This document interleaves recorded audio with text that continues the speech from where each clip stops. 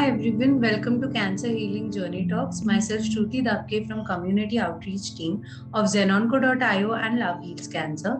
Cancer Healing Journey Talks helps cancer survivors and caregivers to share their journey with vast number of survivors and caregivers who have traveled or been traveling through this journey. This can inspire and motivate them for their faster recovery as well.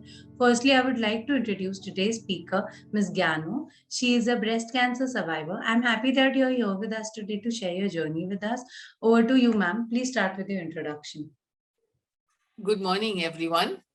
I am Gyanu Veena Satish, and I went through the cancer journey in 2001, which is like 20 years ago. Then things were not as sophisticated or as advanced as today. But it started 1999, Deepavali, as we do cleaning. I was doing the cleaning and a carton fell on me. And I'm a diabetic for more than 40 years, also hypothyroid. So I thought it's a blood clot. I felt a little lump the size of a wheat grain. And I thought it may be a clot or something. And I was giving it some, fermentation and things and hoping it disappears. But that didn't happen. And somehow I felt very uneasy about it. And I thought, well, let me just go and check it out with the doctor. And there's a hospital nearby. So I went there. And they asked me, like, is it painful? I said, no. Then they touched it and felt it and all that. And they said, it's mobile, so it doesn't look like malignant and so on. And so they said, okay, I went back. Then that was on December 26th, the day after Christmas of 1999. Then for January and all, I took some homeopathy. But I felt maybe, it didn't pain and so many things. But then it kept growing, and which made me feel a little more uneasy. So I went back. They did a mammogram, and where it was like a wheat grain, now it was like more the size of a large pea, like a mutter, a big pea. So I said, hey, this is not okay. And they did that, and they did the needle biopsy, and they said, no, it doesn't look malignant again. Needle biopsies are not very conclusive, only 50% accurate. So 2 needle biopsies, and they told me, okay, you can go home. It doesn't look negative again. So I went home, and well, something again, I kept getting this very uneasy feeling, and I said, so I went back to the hospital and I told them, please remove this lump, whatever it is. I don't know if it is malignant or not, but just remove this lump. So they removed the lump and they said, anyway, we will send it for a biopsy. Now that was on one particular Thursday. Next was, I think, February 7th, when they said to come back. That was on 7th. And then the next Thursday, they asked me to come back so that they can open the stitches and so on from the biopsy. But I was not in my own house, and there was not, these mobile phones hadn't become so common at that time. So they were trying me on my given landline, which was in my home. My son had taken me to his home. So I was asked to come back on the Tuesday, but there was a rash-like thing around the stitches, some nylon wire or something they'd used. So I said, let me go and check it out. So I went on Monday, one day early. Oh, they were looking at me like as if they've seen a ghost. And they said, oh we've been trying to contact you, and where were you? So I said, why, what happened? Then they said, they were looking at me very, very, like very alarmed. And they said, well, the result has come negative, I'm sorry. And it is cancerous. And now that we've disturbed the site, we need to remove the whole breast. Now I said, oh my, for 2 seconds, I was like gone cold. Then my mind worked and I said, now what do we do? So then they said, we have to do the surgery, remove the breast, and then you may have to go for radiation and chemotherapy and so on. And I called my brother because he at that time had his mother-in-law at home. She had jawbone cancer. So he had been interacting with some cancer doctors here. So I don't know how he came so fast. He came very fast. And then he heard all this. And then he said, why didn't you tell me you're going for a lumpectomy? I said, I thought it's only a lump. Now they're telling me it's this way. So he's my younger brother. He's younger than me by 8 years. So then we thought, okay, now he heard the whole thing. And then we have to come back. And well, I said, even this lump that we've removed, kindly don't throw it away, keep it. Keep the specimen. And next Tuesday, the surgery was scheduled. we'll have to do it as immediately actually, because we've disturbed the site and we don't want any of the cells traveling to any other part of the body, especially brain. So right. my brother said, well, cool down a little bit, we'll take a second opinion and then we'll see. So we went and got a second opinion. They told us the same thing roughly after looking at the slides. And my daughter was still in college at that time, final year of her college. She was doing her BCom. It was her final, January last time. So in the evening, after we got those things, my mother was watching us all running up and down, and she never said anything. She was just watching quietly. Then in the evening, we called my daughter from college. You come straight home to Nanima's house. And my brother sat everybody sit down. And then he said, this, like this. And now it's come to this stage. And it's now cancer. And we have to, this is what the doctors have told us. Which stage it was? Then it was called second stage because it was about 2 cm, I think. Okay. So it was 2 cm and it was considered a second stage. I had gone 2 months earlier, no? I had gone in, as I said, on December 26th. Yeah, right. So then, then the thing was, okay, my internet was there, of course. So my son looked up and he found a similar case of a teacher in Australia, same line of treatment, same medication, and so on. So we felt reassured. And I was asking those doctors, please put me in touch with other people who have gone through this so that I can share experience with them. And people were not very, they were reluctant to speak about it also, because then it was considered once you got cancer, it's time for you to go die. Right. They look at you as if you're dead. Most of my colleagues and associates, no, not you, Veena, not you. So I said, well, that is decided by fate. I can't do a thing, but I had a lot of prayers and goodwill going for me. So then when we told my mother and my daughter in the evening, and my daughter, of course, was very frightened, but my mother looked at me very, very calmly. And she said, this sentence changed the whole perspective and literally has been governing my life since then. She said, she just put her head like this. She said, what did the doctor say? What do you have to do next? Which was like, okay, we'll leave that part aside, the life and death part, but you do what the doctor says. There are doctors, there is a treatment, you have to do that part. So that became our guiding light, like a Ved Vakya it became. So I was very plucky like that. She's seen my dad go through kidney transplant, and we lost my brother to an accident, youngest brother. So she's very plucky like that, very courageous, very quiet, but very, very courageous in times of stress. So then that's what we did. We went and scheduled the surgery, and then that hospital did not have much exposure to chemos and radiation. So so 1 week I was there in the hospital. Then I was sent home. And when they did the surgery, I did not want to take that painkiller injection, because as a hypothyroid, all the process I feel is slow, and my healing also will become more slow. I said, I'll tolerate the pain. When I cannot tolerate, then I will ask for a painkiller. So, because see, the thing is, we must understand our own body. We must understand how our body responds. And since I've been hypothyroid for quite a long time, I knew how my body functions. And also I was a diabetic already. So I knew how my body would respond and function. So I said, I don't want that painkiller. So I was there in the hospital, and I think I'm blessed by God, because even a mother keeps her hand here, no? It is very healing. A mother's healing touch was there. So mommy, who couldn't, she had a lot of arthritis in the knees, although she was only 17, she was only 67 at the time. I was 50 and she was 67. So, she would come up in that lift and go back in that lift. It was only the lift in which they brought the patients' trolleys up. So she would come and stay with me during the day. At night, my daughter would come from college and be with me. And in between, son came in and, whoever else. But right. Yeah. So she was so scared. Mommy, you won't die, she said. I said, I don't know why I said this, but it came out. What, me, die? No, I'm going to be here. I'll irritate you, your children, and your grandchildren. I'll be here till 93. I said, I don't know why I said 93, but that's the number that came out. So after that, she got a bit assured. Then on the day of the surgery, everybody was there. She was also there. She saw my breast coming out in a plastic, in the formalin in a plastic bag.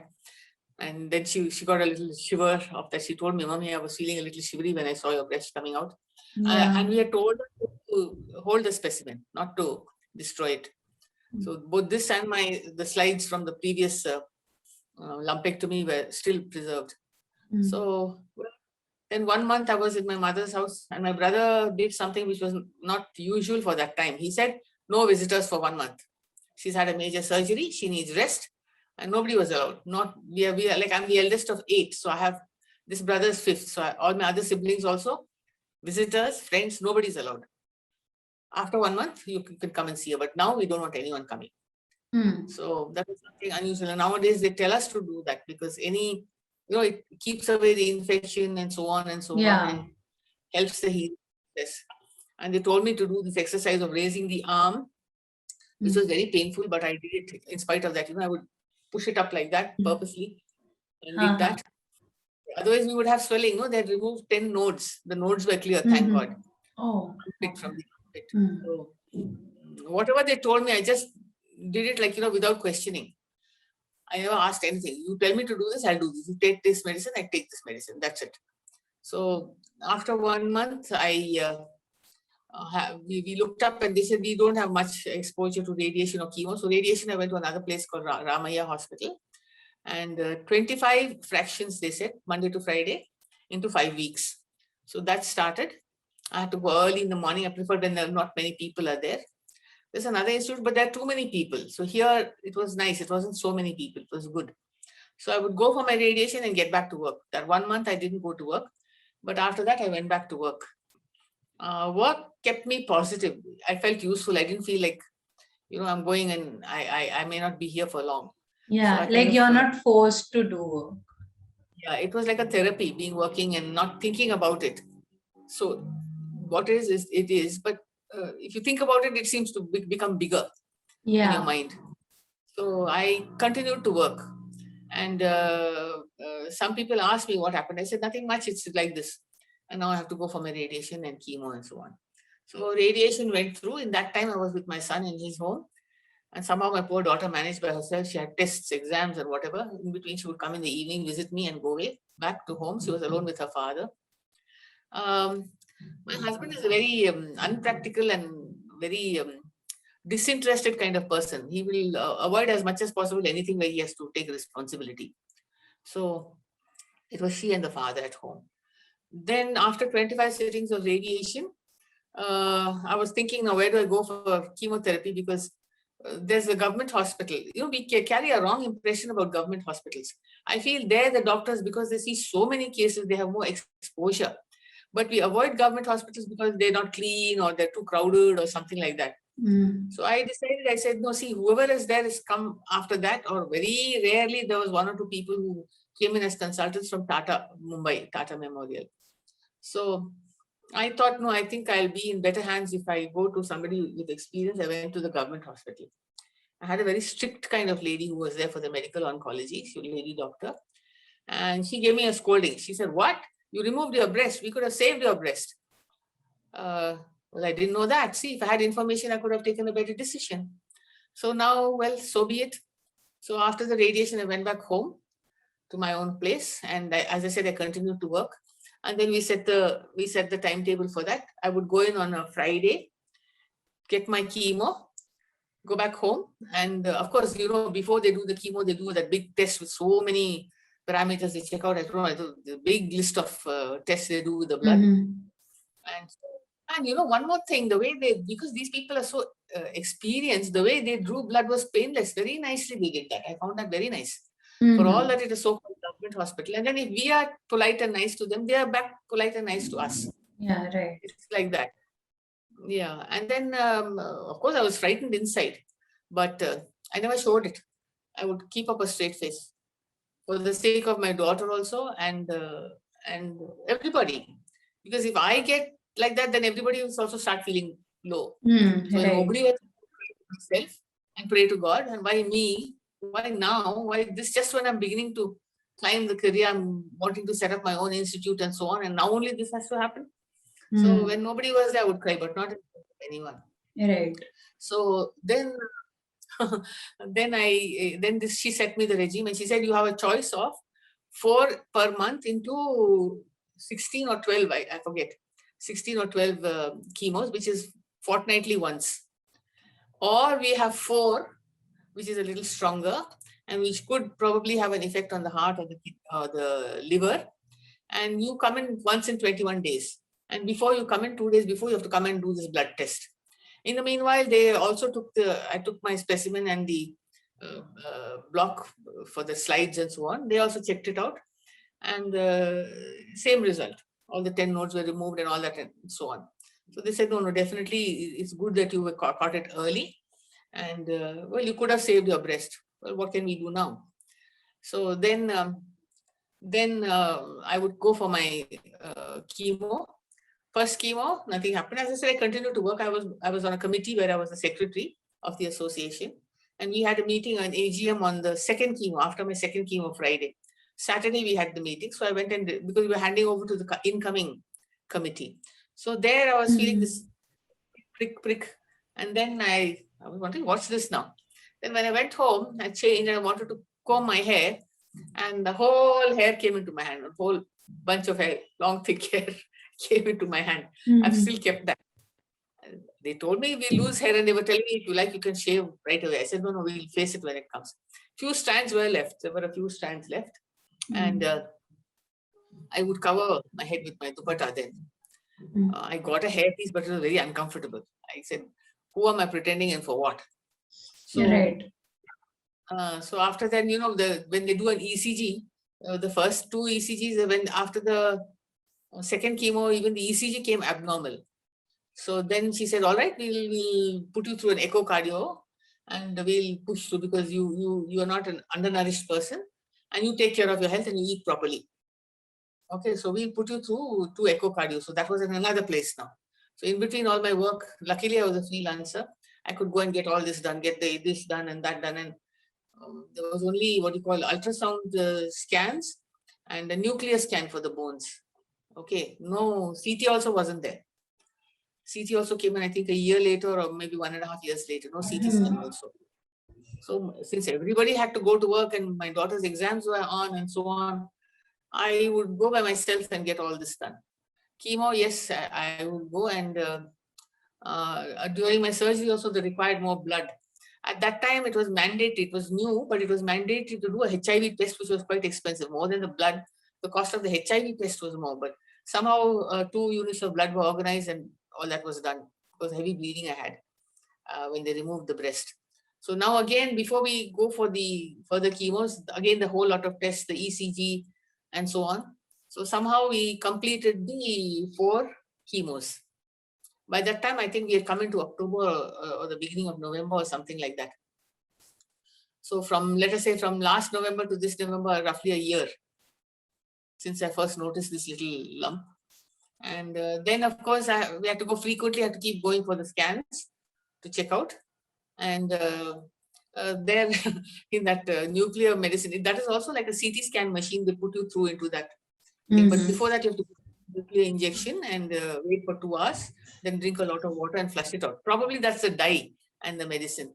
So then that I was a bit bloated up because of the hypothyroid, the fluid retention. So I was so the doctor was joking with me, the nuclear doctor. He said, ma'am, I'll have to get a new machine for you. I said, well, doctor, get it fast, because there are men also who are fat. So he was laughing. So, like that, he said, you're the only patient I can talk with like this, because everybody else comes and they're so scared of everything that I can't even talk to them. And it was nice in a government hospital for a doctor to have that sense of humor, and talk to the patients.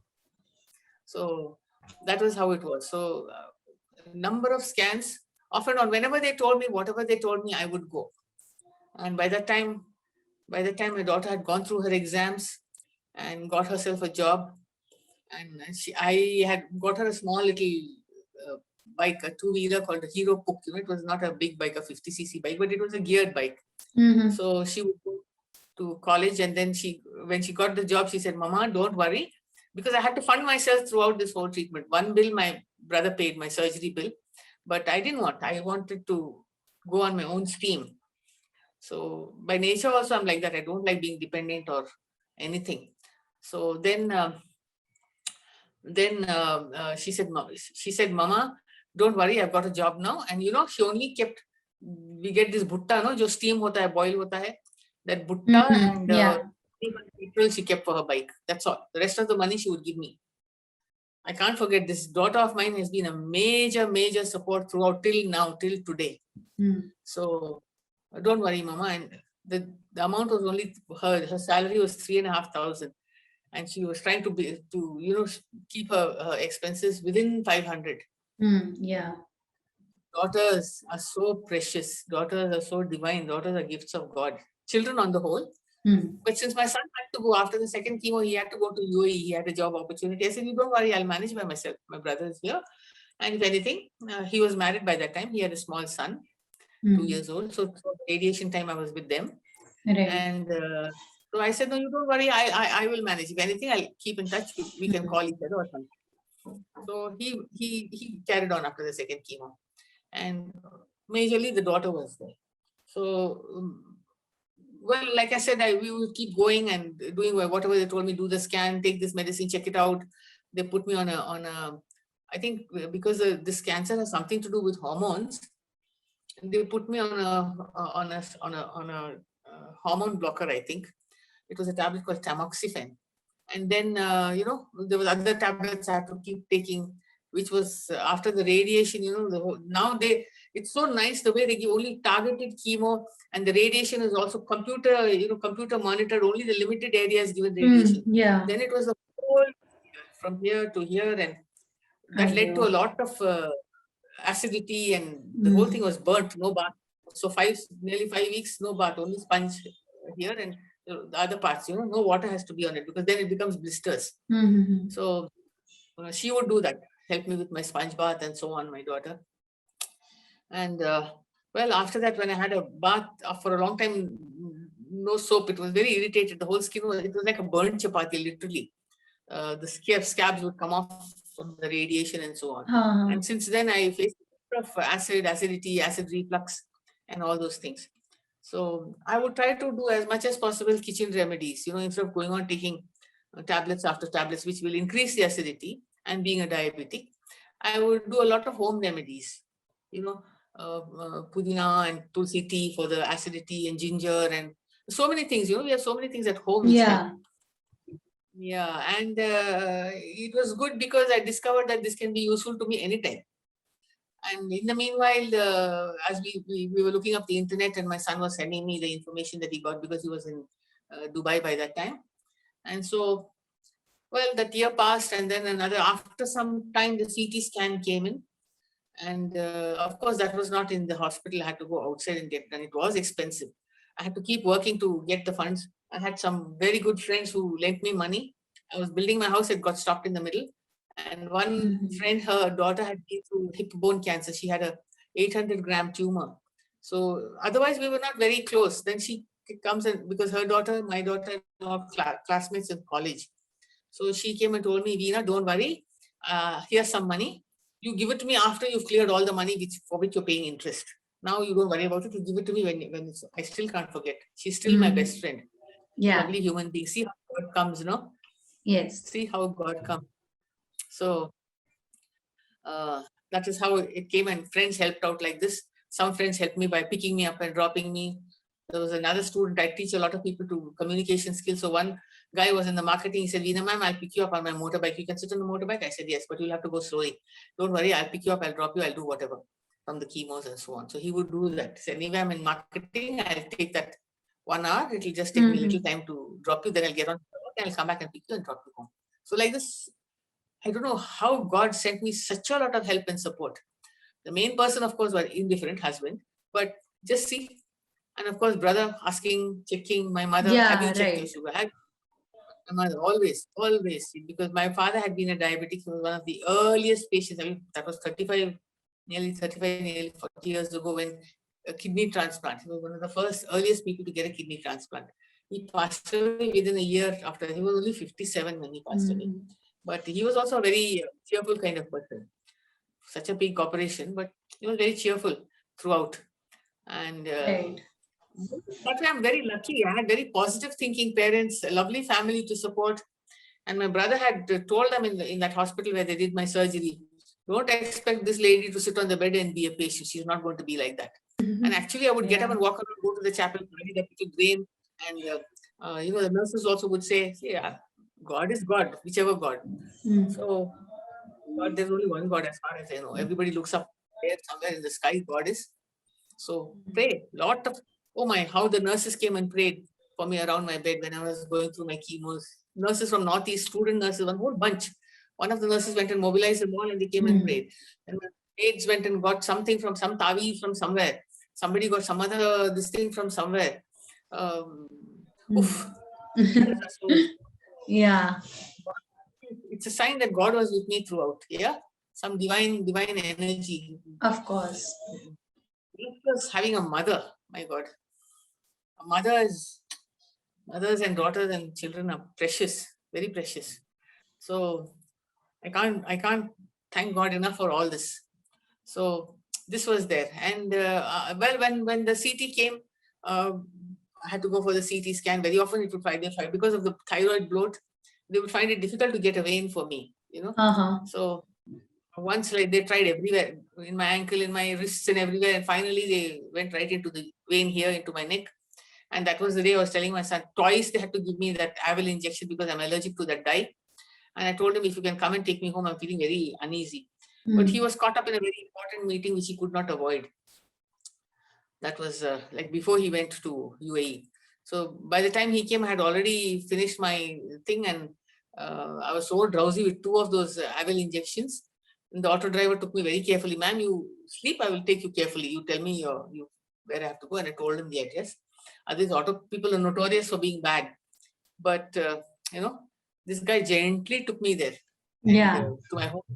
Me. As you said, like God comes in many ways. Many forms. And yes, who we think are horrible, also wonderful people, how they come, how it happens. And so there was another time, a man called Otto Raja. Now he's running a big NGO for all these street people. He does a lot of burials of people who have been abandoned on the streets and all. He took me once. He said, I know what this is. When I was going for my chemo to the government hospital. Why are you going there, ma'am? I'm having to take my chemo. I know my sister also went through this. He wouldn't take money from anybody. He wouldn't take money from pregnant women whom he's going to give to the hospital. I mean, he's taking them to the hospital for a delivery time. And for me, no, ma'am, I won't take any money from him. I said, no, but you must take, you use it for something. He was going to be a big gunda. He was an auto driver. He was known. Now he's become such a different person. He's been awarded for his work, what he's doing. Wow. Okay. So the journey is like this. You meet a lot of people on the way, all these farishtas. Yes. So then scan. Then again, 2003, I got this in, most people told me, others, that any person after this kind of a cancer, maximum they survive is 5 years. It was already 4 years. I completed the house, which I was building.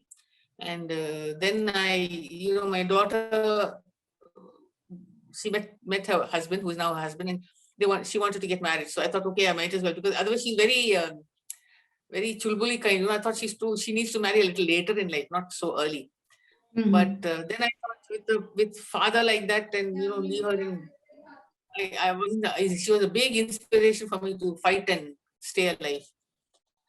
So she still is an inspiration. My granddaughter, her daughter is another inspiration. So again, in 2004, nearly 5, 2003, her wedding happened. I was able to go through that, fund it, everything. Not very grand, but decently. And again, 2005, as I went for these scans, something made me feel very uneasy. That Satya Sai Baba Hospital, they're doing research on brain and spine and so on. And so one of the students he was with me learning communication skills. And he said, ma'am, aap idhar aiye, aap scan kara lo, because this is a new scan machine, PET scan. It hadn't come into the commercial arena yet. So if you wait for chance, it will take you 6 months. I will put in a word and see if I can get it done, get you an appointment quickly. So when we went through that scan, it showed up in my trachea, little, small here near my trachea. Just not got into my lungs yet, in the trachea.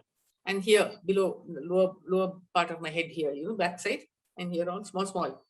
all were less than 1 centimeter, some centimeter. Oh my, it was again. So this is when it goes to another part of the body, it's called metastasis. Okay. And automatically any metastasis, it becomes stage 4. It's considered stage 4. Oh. So from stage 2, it went straight on to stage 4. So, well, now we said, now what? So again, I went my hospital, my very, very strict doctor, I told her, she's strict, but she knows her job. She's a wonderful doctor. She was Dr. Bapsy.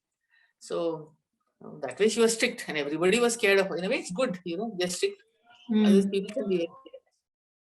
So she said, now you do one thing, you get onto insulin. No more managing with tablets or all that. You get onto insulin. See, keep your sugar very strictly under control.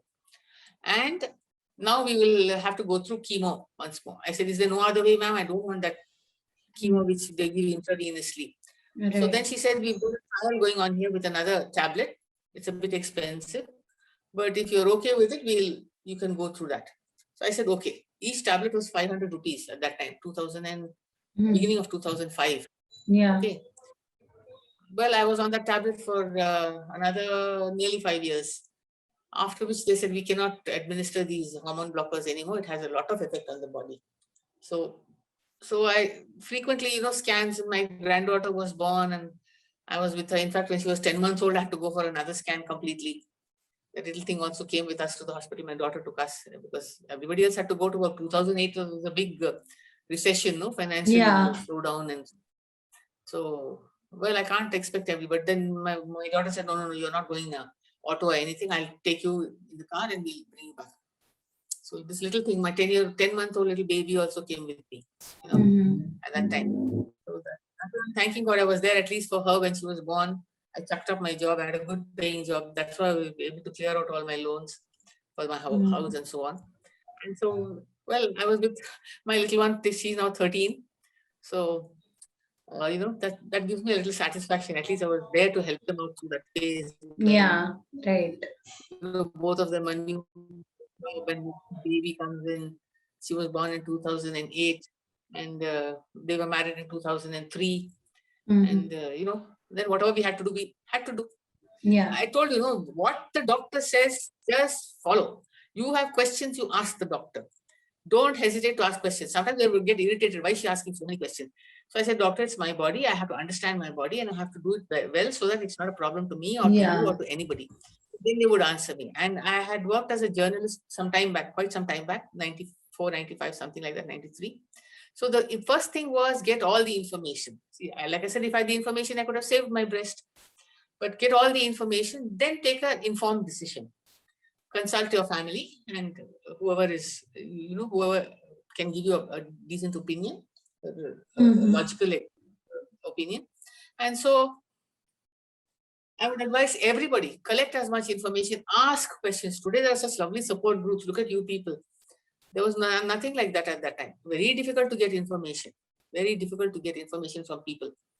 And when people would ask me, what happened to your hair? I stopped telling them I'm going for chemo because they would look at me as if already gone. Ye to gayi, mar gayi. I said, no. Pain and treatment I am going through. Why are you all feeling so frightened? Yeah. So I stopped telling anything. I said, what happened? Oh, I used the wrong hair oil, thoda allergy ho gaya and my hair is falling. It'll come back. That's all. I stopped telling anybody anything. So that's how we went through that. And 2008, my small was born. I gave up my job and I was able to look after her. And then, well, here I am. And then the PET scan came into the hospital. The one that where the second thing was detected was too far for me to go. So it came into another hospital in town. And so I could go and get that. And frequently, whenever they told me get a scan, the doctor would tell me I would go. Then 2 times it came clear. So she said, okay, we'll stop the medication. And that was in 2009, I think, end of 2009. So now we'll stop the medication and we'll see. And then we'll go for a couple of scans. And then we'll make a decision. So like that, the medication was stopped. And later on, I went to a scan, came clear, 3 scans. The last scan I took was in probably 12 or 13 or something like that. Came clear, 3 scans came clear. She said, you stop the medication, consider yourself cured. And you know what she said? Go, live. Go live. 2 words from a doctor like that. Yeah. So, well, if effectively it means you're free of it. Now go and stop worrying about it. Yeah, right. So that's it. And lately, what I would do was when my little baby was in school, I would go and do a visiting faculty. I was teaching in a number of MBA colleges as a visiting faculty. And I would pick a morning, her father would drop her to her little play school and then her primary school and so on. And then on the way back, I would pick her up. So like this, we passed the time. And now she's in 7. And in between, of course, husband fell down and had a head injury accident.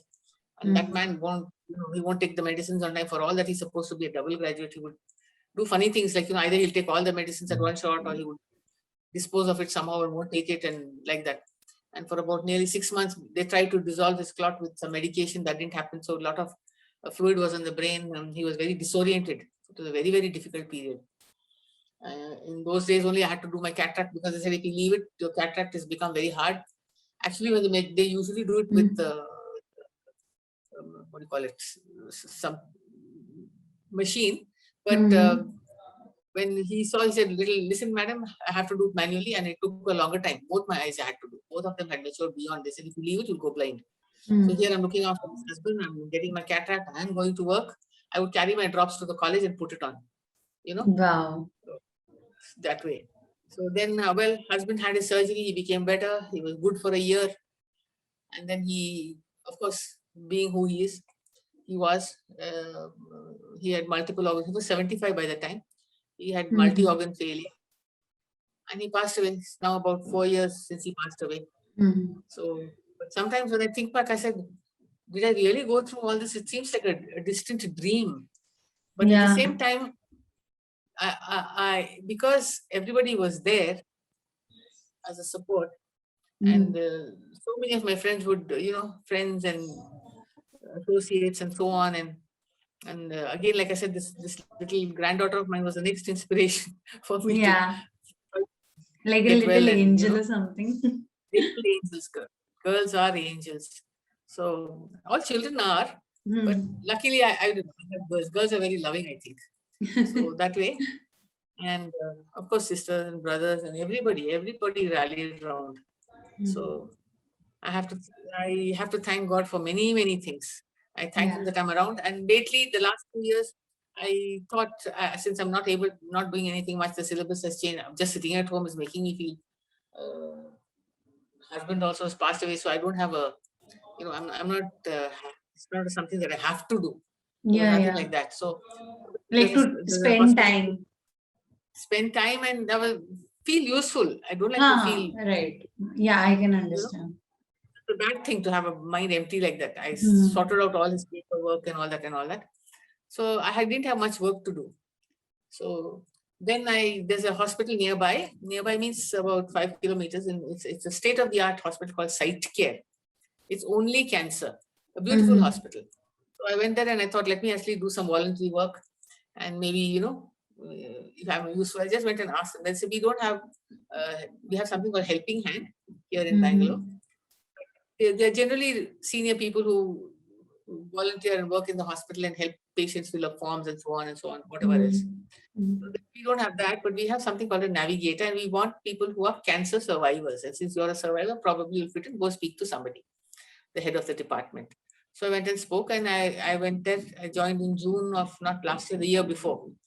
So, of course, this COVID came in. So I was there for 9 months, and it was wonderful to see how far and how advanced the treatment has become. So state of the art and wonderful doctors, wonderful, and now the awareness. I mean, 20 years back it was something. Now awareness is also high. People, if they have I was very happy to see people, if they have a doubt, they come and check it out. Please check if I have a doubt.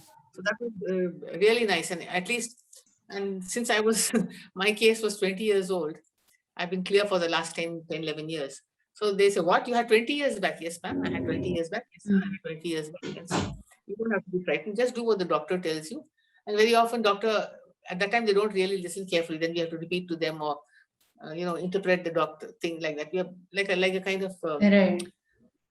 in go between, and especially when they saw that somebody like me 20 years ago, and she's good, and she's walking, and she's moving, and she's being as normal as, and she's doing this work. And I said, I've kept on working throughout my treatment. Also, I kept working. So they kind of get less afraid. Yeah. The fear factor is less. Not only me, 3 of us were there in the department, and so all 3 of us are cancer survivors. So it was good. And now, because of the COVID, we are now doing a little work from home. They're not allowing us to come physically to the hospital. Of course, being associated with the hospital, very early, we got hospital workers. No, we got our jabs, our vaccines very quickly. So I've been vaccinated. I've got both my vaccines. So once again, see, being in the right place at the right time. So lovely place it is. And anybody in Bangalore, I would ask them, come and check it out. It's a beautiful hospital, lovely place to get treated. Yeah. Very positive. Very nice. So this is the story of my journey. A 21-year-old journey. Yeah. Wow, amazing. And now I've consciously dropped weight.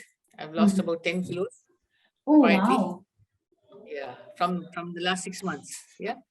Wow, in 6 months, 10 kilos. Wow, amazing. So I not more than 2 kilos a month, no? So two. Right. And so if I drop my weight, my sugar will be in line, and I'll feel better, and so on. And I'm still doing that work from home. I'm looking for something else. Hopefully, I'll find some work to keep me going. Now, I'm not staying with my daughter. So long I was off and on with my daughter. During the COVID, they said, I don't want you to be alone over there. I'll be worrying about you. So you come and be with me. So, I was being with her. Now I said, no, vaccination and so on. And she'll call me every day, even once, twice, messages, calls. And my small one also calls, and they all, everybody's got, all are working online, work from home, study from home. So I'm here in my own small apartment. And my dentist, a lot of dental work is going on. Some of the long-term effects of chemos, like acid reflux also, all that. So the simple thing is, you have to logically take it. What is the treatment? What do we have to do? And just follow that. Yeah, so like get to the point and don't overthink. Yeah, overthink. And if you're occupied and you feel useful, then you won't feel negative. You have to keep yourself positive. And during the worst days, as I said, I used to cry when I was alone, but I would watch comedy movies.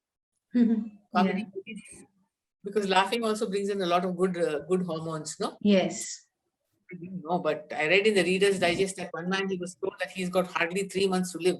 So he, in the US, he took a hotel room. He was a businessman. He took a room in the hotel near the hospital because he had to go frequently for his chemos and other things. And he kept watching all these comedy movies, the Three Stooges and Jerry Lewis and all these comedy movies, So it so happened that after some time, they found that he was cured. Not 3 months, he lived a long life after that. Wow, amazing. Yeah, when we laugh or even when we smile, because of the muscles, over here some hormones do get like, good hormones. The good ones.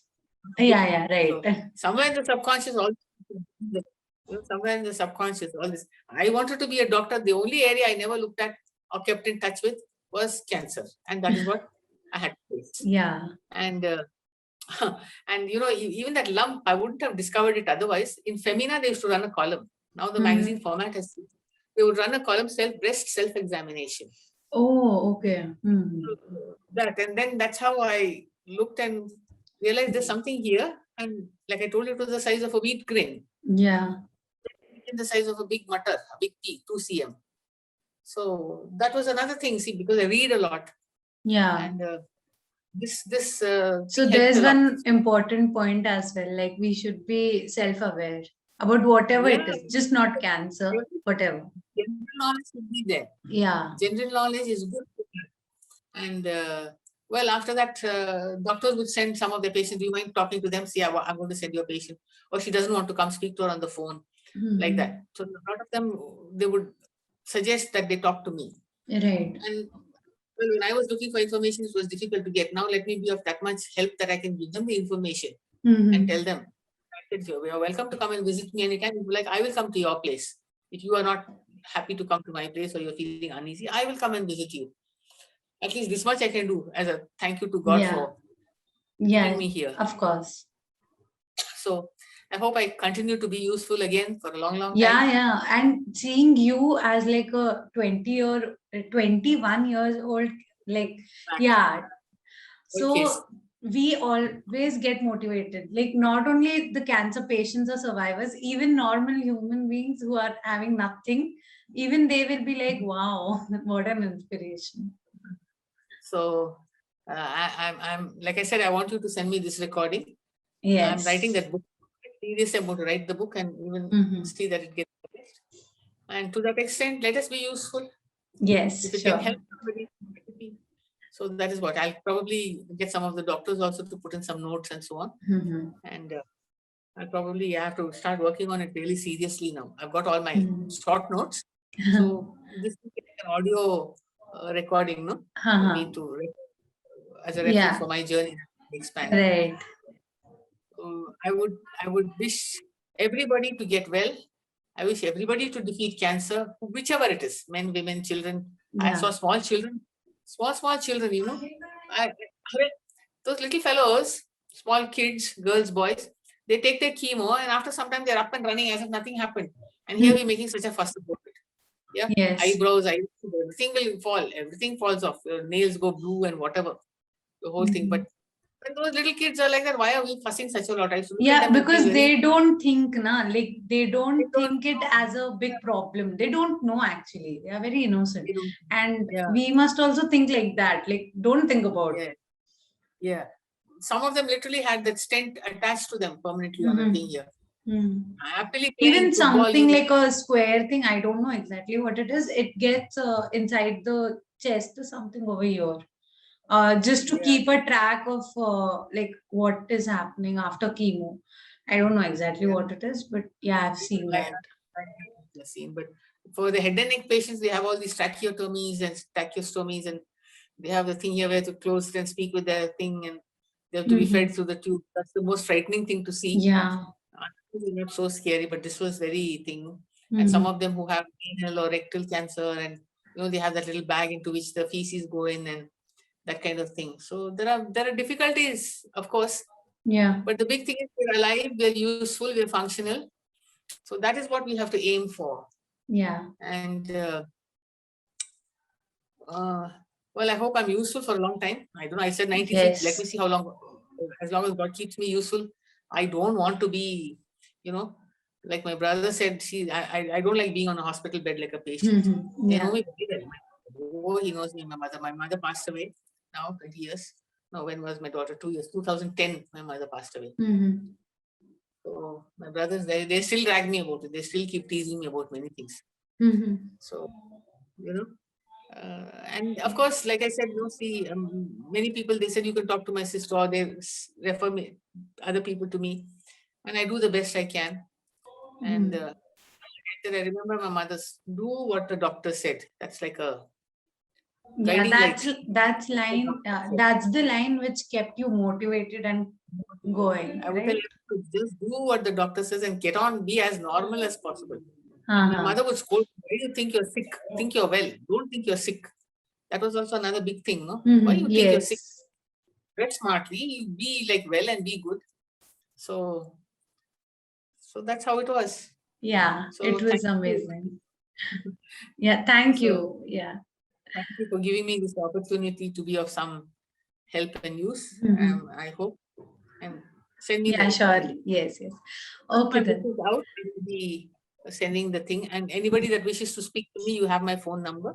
Yes. After 3, between 3 and 5, after 3, I'm able to speak. Okay.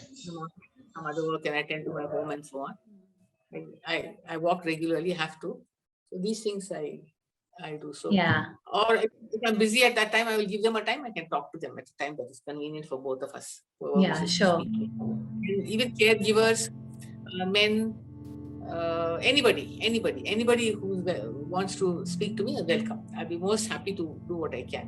Sure, sure. Thank you, Shruti. And, Yeah. God bless you and God bless everybody. Thank you. Thank you. Yeah. Okay then. Thank you for your valuable time. I'm sure this session really motivates people out there who have traveled or been traveling through cancer. It was lovely having you here today. Once again, thank you so much. Thank you too. Thank you too. God bless you all. Thank God you. bless everybody.